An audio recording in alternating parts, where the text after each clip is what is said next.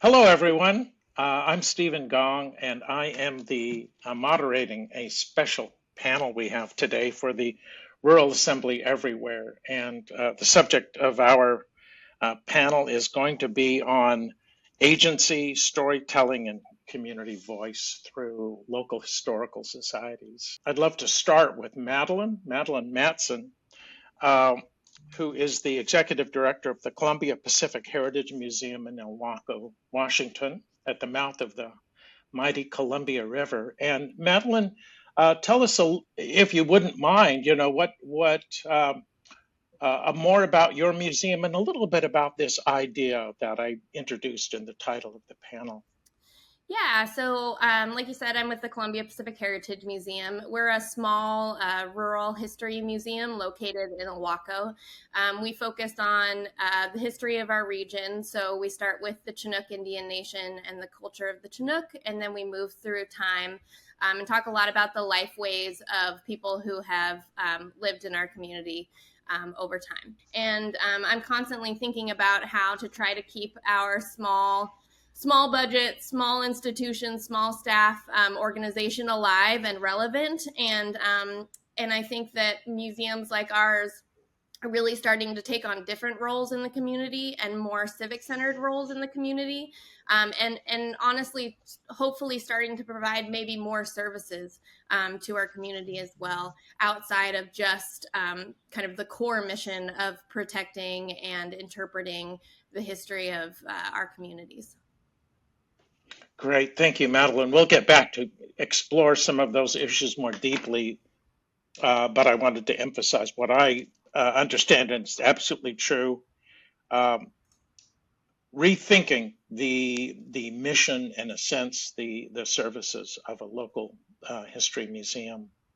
I'd like to turn now to Francisco Guajardo, who is the Chief Executive Officer of the Museum of South Texas in Edinburg, Texas. And I also want to mention to this gathering that Francisco is a former board member of the Center for Rural Strategies, which is the kind of a parent organization to Rural Assembly. And so Francisco has spent a lifetime of really a professional lifetime of helping guide this whole idea of bringing together rural voices and rural communities. And I wanted to especially point that out.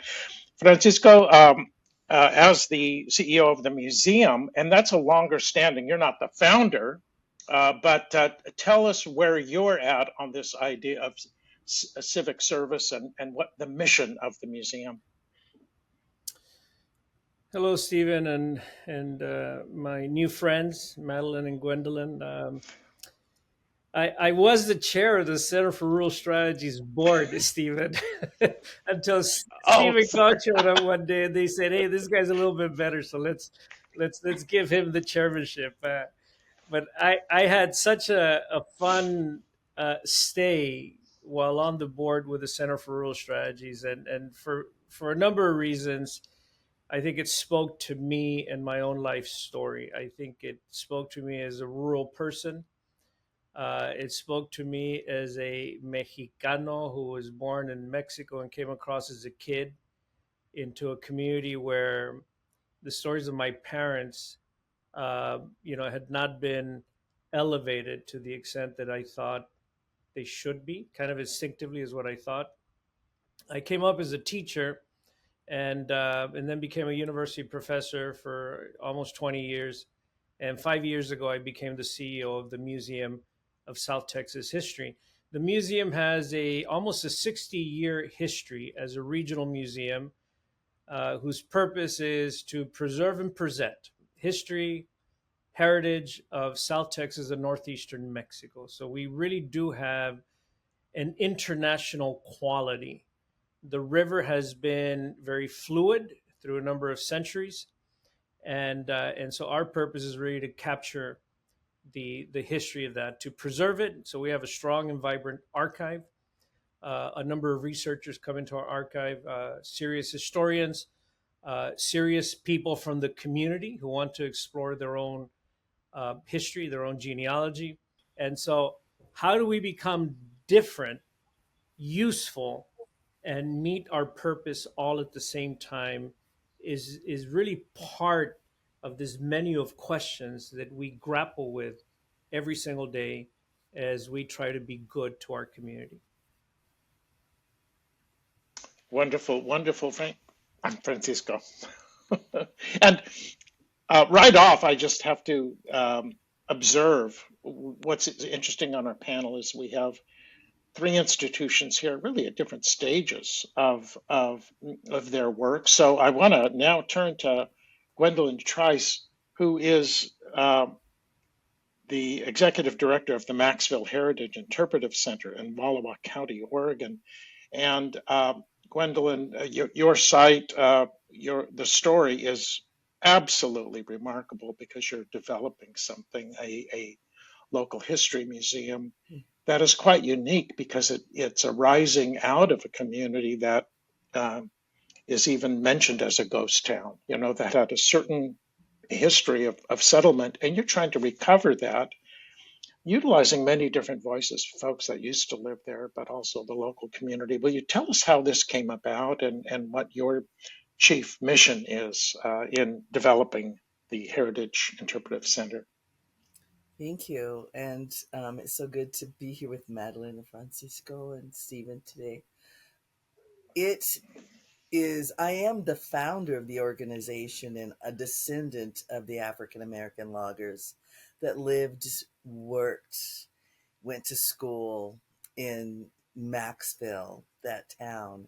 And really not having known about my own history in Oregon and growing up in a rural place, I was really drawn to coming home and being able, after 30 years, to come home and say, I have a voice here, and a community of people have voices here that no one's telling. It's that idea of our hidden history, and not getting this type of education growing up in the spaces in the 60s, in the 70s. And it was imperative to me to come back home and tell this story, not only through my voice, but the voices of the people who really can't speak for themselves anymore, and to make awareness for the descendants of these multicultural logging communities, and really that the passion for telling an inclusive American narrative has been really driving a lot of all of the body of work. And as we really look at the physical space of, we have a fairly small museum in the town of Joseph, Oregon. The town of Maxville was 96 acres. We purchased 240 acres, so we have the surrounding timber. And this sense of how it connects to the Nez Perce before colonization, how it connects to the home, the people who homesteaded on the land, and then looking forward to, we're making history today on this site, and we're bringing in the next generations of youth leadership. I think that makes it strong and keeps it moving forward. Wonderful. Thank you very much. Thank you each. Now that actually, maybe I should just observe that each of you have spoken a little bit about this need to be relevant, the need to serve the community in a new and different way. There was specific reference to coming out of the pandemic, and the challenges that face every kind of institution and every effort in our culture, what we hold on to, and then the recognition that we may need to rethink for this new. It feels like we're in a new chapter, right, in our society and culture. And I think there's a real recognition of the vital role that you can play in your communities. But one of the first things I guess I wanted to say, and maybe I'll go back to you, Madeline, because in some ways the presentation of the Columbia Pacific Heritage Museum is that it helps instruct visitors to the story of the local community. And I think for a lot of local history museums, I guess the first piece is just to preserve, these artifacts, and the recognition that they're of importance. But the second one is you're generally setting up the interpretation for visitors who don't know your story. And I think that's where that's kind of the background of local history museums. What does that make you think about in terms of who you're serving, and how does that reflected in your work? Yeah, we have predominantly, we ride a weird line because at the core of what we do is collecting and holding artifacts and important things to our community that comes directly from people in the community. Everything that we have was gifted to us. We don't buy anything for our collection. So that we rely on the community, and yet we are interpreting that information and presenting it and exhibiting it really in the past, especially primarily for tourists. And while we do have an incredible base of local members and locals who come in regularly, a lot of our funding comes from tourism-based sources like lodging tax dollars. And so in order to get those, we have to prove that we are providing a tourism-based service.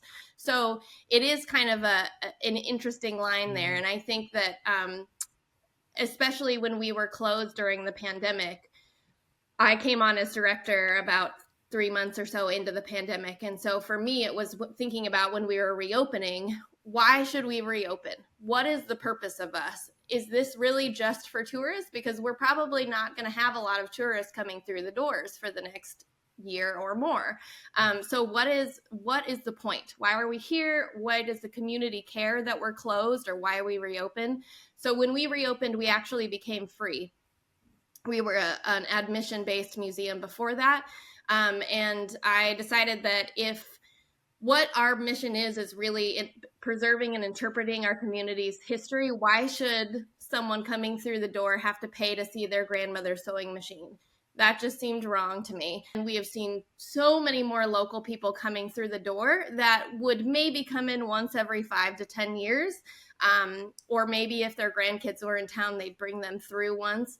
But now they're coming in every 6 months to see what our new special exhibit is, and they don't have to pay, and they can bring their grandkids as many times as they want, and they don't have to pay, and that benefits tourists too. Thank you, Madeline. And just in a moment, I'm going to invite this conversation across ways. I don't mean to hold on to this, but I want to maybe just surface a couple of other key ideas that I'm seeing in the panel today. And Francisco, I'd like to explore further something that you mentioned about about your institution being more international in flavor, and the fact that you are Mexican American. And I'm guessing that you would be the first, Mexican American CEO of this 60-year-old institution. And I'm thinking that in some ways, what we've all experienced in a way is re-examining American history in the last, 10 or 20 years, and really rethinking the stories that we tell about our own history. For many years, Stephen, there was a community perception that this museum was the museum for the white people, and which is not uncommon in the museum world. And the museum was founded by Anglo ranching families, and so they made the big investment and continue to make investments in preserving their history and the history of the region. And I used to visit the museum here mostly to use the archives, as a researcher, as a historian. I never really walked the galleries. The exhibitions were really not something that I consumed like I did the archives. But then when I applied for the job and came to visit, I thought, what the galleries are and what the perception is could be two different things. And I came to realize that it's really in the interpretation. It's in the interpretation of the exhibits.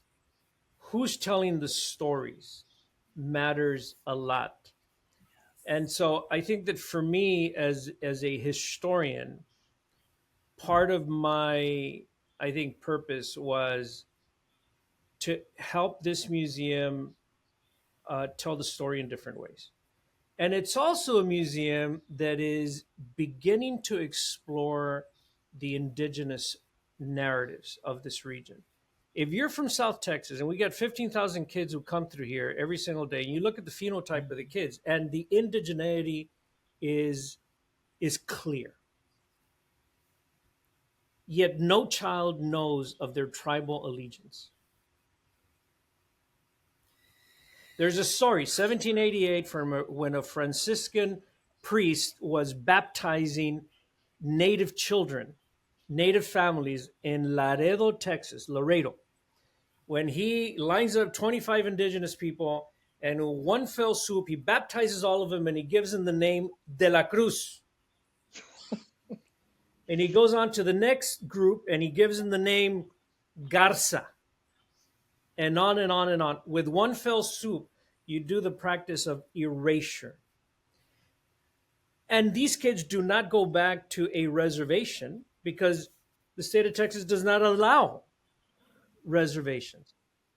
So the idea of how do we explore our Coahuiltecan, our Carancawa, our Kickapoo ancestry is a very, very challenging proposition that had not really been engaged.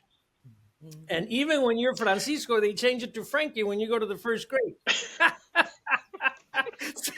It is this lifelong quest for identity, a search for name, a search for story, a search for who you are, all in this place that we call a museum. Thank you, Francisco. Always wonderful to hear you. You're inspiring. And Gwendolyn, I could see you nodding through this. It's right. It's what you're doing now. And it's so exciting to see this unique formation of a history center of the future. But please share with us what resonates with you on the complexity of telling a challenging history, because there's so much disruption in it, and the fact that the black logging families were living in segregated conditions, and in some ways you're coming back though to try to tell that whole story and connect it to the native people. How do you approach this question of reclaiming a history? It is complex.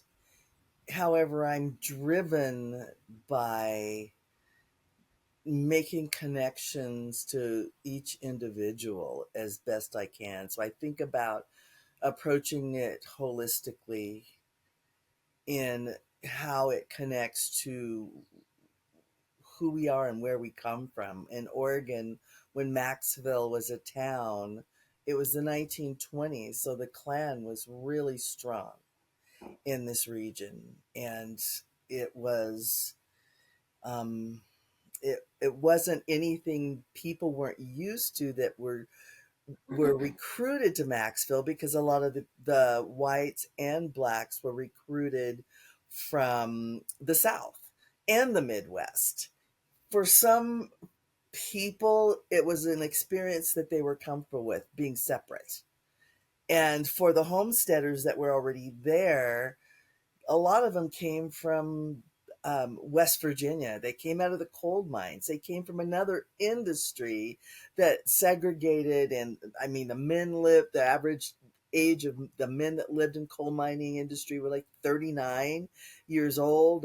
And they came out of those spaces. So when people started making connections back then with each other, a lot of the homesteaders didn't have the same biases or experiences, and that's where a lot of the relationships began to build in the space. And then I think about my relationship with the tribes, and I've had an opportunity when making a connection with the Nez Perce that were driven out of the county. I go into Idaho. It's not very far away, about an hour and a half lap way. And I speak with the tribal council about, here's who I am. Here's my dream. Here's where I come from. What is interesting to me, I've had folks say, well, don't go to these people to speak, or don't go there because they're really racist. And as soon as they say that, I go there and say, hi, would you like to talk? And they're, well, I've been waiting for you to call me. Everybody wants their voice to be a part of it because they remember, and it's their history. And so I find that I continually learn how to sit and listen versus coming in to try to create a scenario, create a menu of what it is. I'm lifting the voices, lifting the story, understanding that when people tell me information about the past, they use terms, derogatory terms that were everyday terms for us, and nicknames that eliminated our last name. That erasure continues to happen. And so if I were to do this work without including the people that came before us, I would not be doing that. I would not be hearing the management of the land that we now own, which I consider a temporary steward of the land, because people lived on the land for thousands of years and it was taken from them. It was stolen from them. And so I think of that investment is I'm temporary to do because we don't know the future, but we're building the framework, that foundation toward the future by having just being honored by the first peoples that were here before us, so that we manage it in a good way, so that we're telling the stories in a good way, so that we are bringing it to the voices of the people that support us, not just the community, but our senators. And the governor declared Maxville Heritage Day, that Black history is American history, it's Oregon history. So we get these layers, not just locally, but other voices that are saying the same things, that are making decisions for us and helping to support the funding of this body of work. It makes it a little bit easier, but the work we do every day, because we deal with racism, we deal with being truth tellers and storytellers, and making an effort to bring people to the table in a way that allows us to ingest what we're saying, but in a truthful way. It's we have a most amazing and sometimes traumatic job to do this, and it's also the most healing. And what I find that is, it heals my community in doing this work, that when we create this course curriculum and then invite the teachers to be a part of the homeschoolers, there's all these different ways that we thread this needle of community and our larger community. So community means a lot of different things to us, whether we're in the county, within our smaller groups in the county, within the state, or just the nation, of telling this inclusive narrative that no one's heard of us before this hidden history, but it has a national connection to everything we do. Wonderful, Gwendolyn. Thank you so much. And I know that this must resonate to all the folks watching the panel today. Truly an inclusive country. It's quite a challenge, but a wonderful opportunity, and so necessary at this time. We're almost at time, but I want to give each of you a moment to reflect and maybe share some of your hopes for the future, your own institution, but maybe this whole enterprise, of what it means to kind of rethink the fundamental stories of our regions and areas. Madeline, let's start with you on anything you'd like to share about thoughts about the future. Yeah, I think it's, for me, it's kind of a daily reminder that the status quo is the easier route, and so especially as a small little rural museum, it'd be really easy for us to just keep doing the same thing over and over and over again, and that would be easy and it would make my job easy, but that's not the right thing to do.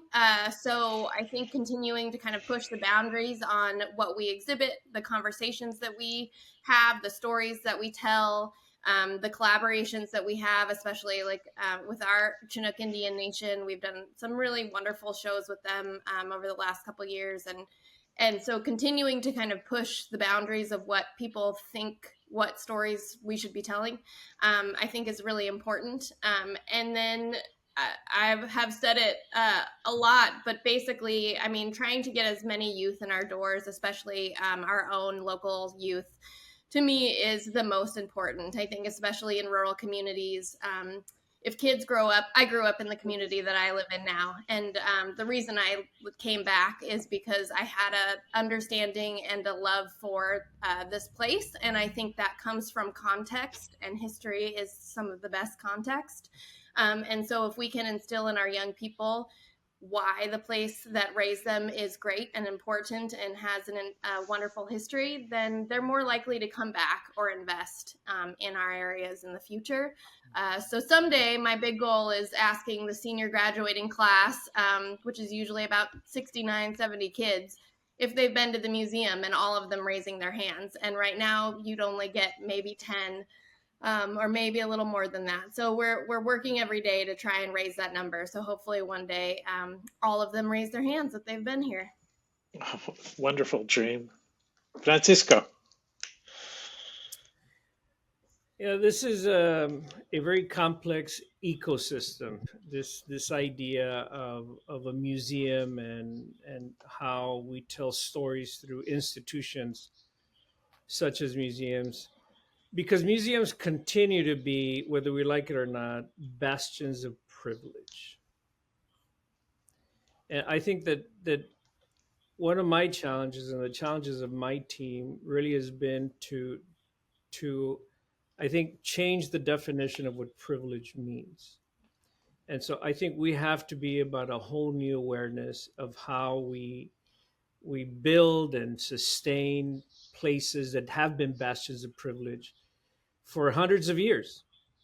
If you don't have the money, you can't keep the doors open, kind of thing, right? So it's whoever pays for it is really the one who's paying for their own stories.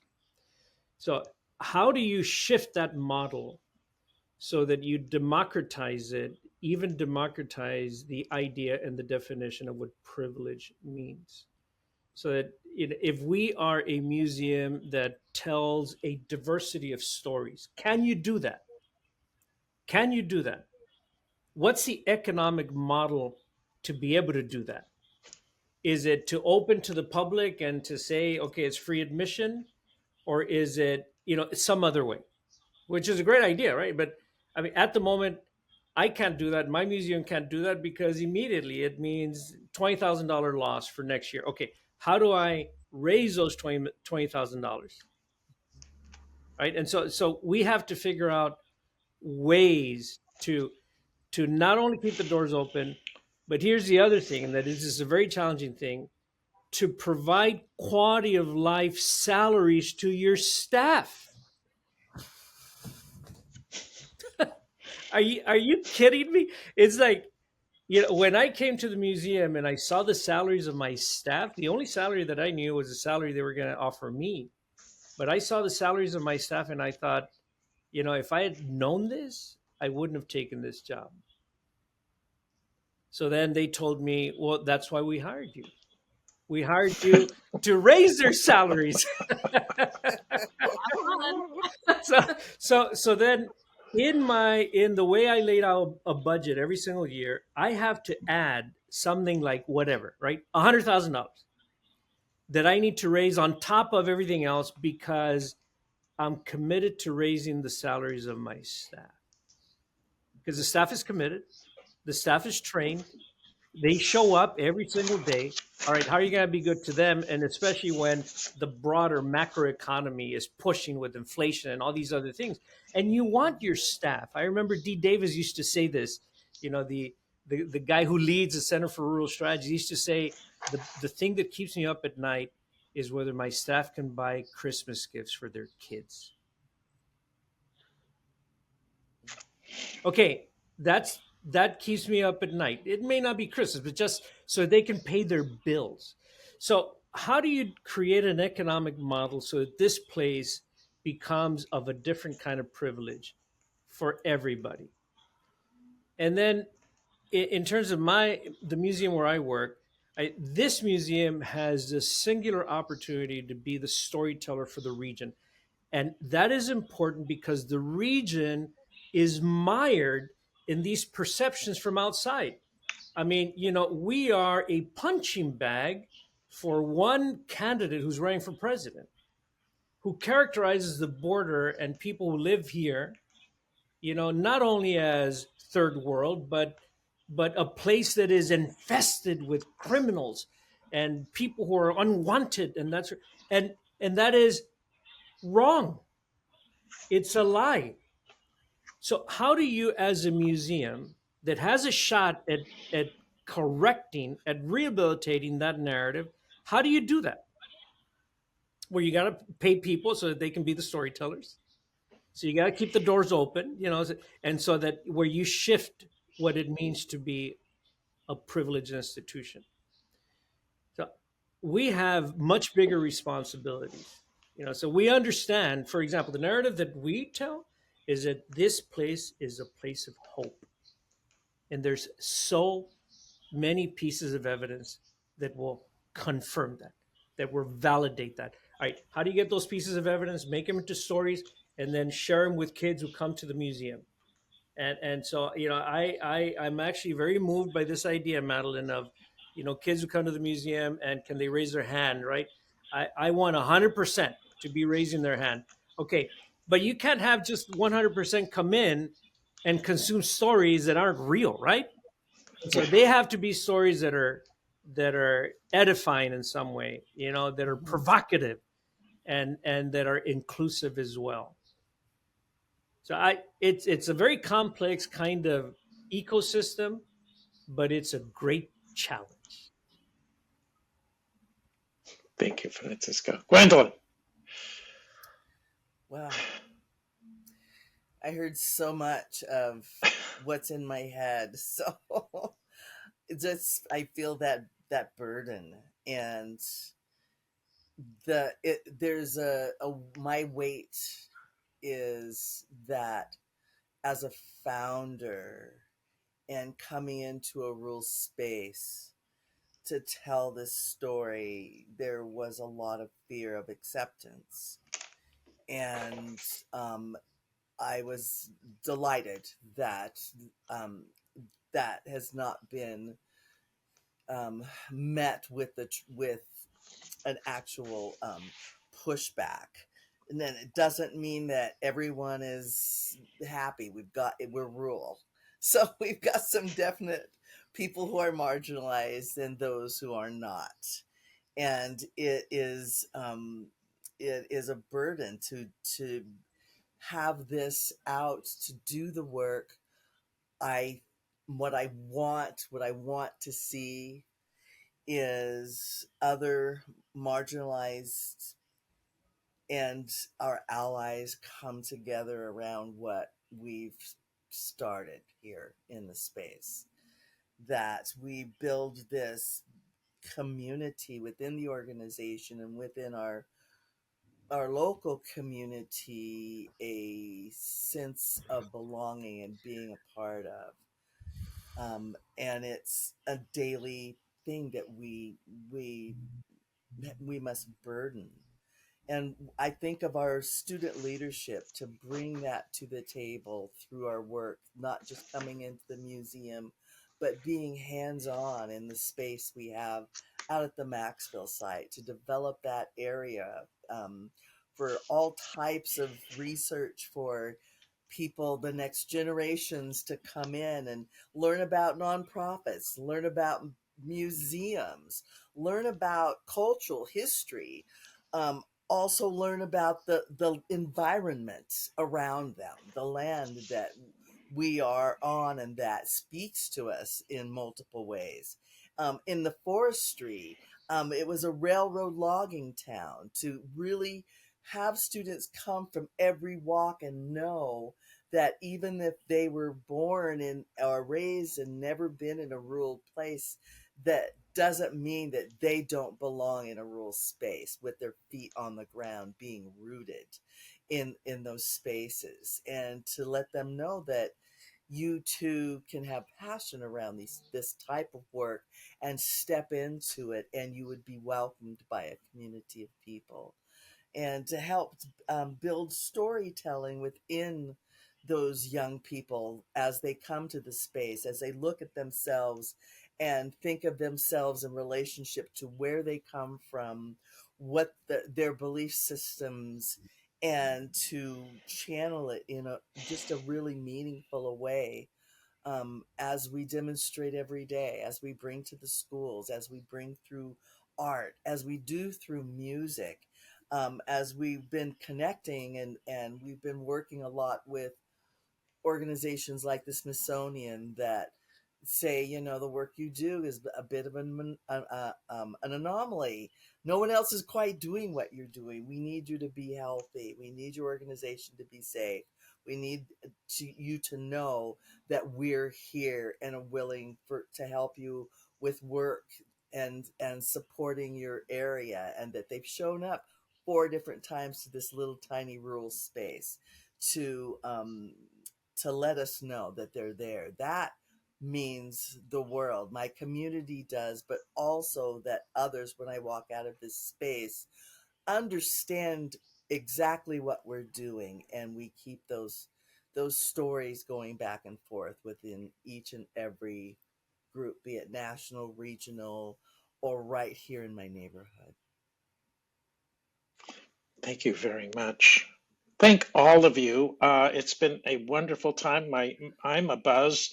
I hope everyone out here watching the panel uh, connects this to the stories in your own communities. I hope you will take a moment to support local history, uh, and to make it and to realize how expansive it is, taking the past we share, and then serving the communities of today, always with that thought about the communities of the future, the young people we have, and enriching their lives, and having them also re-examine all aspects, the troubling, the authentic, the true. Um, the human animal is a complex one, and that the better angels of what we can do together really comes from a deeper understanding and a sense of connection to one another.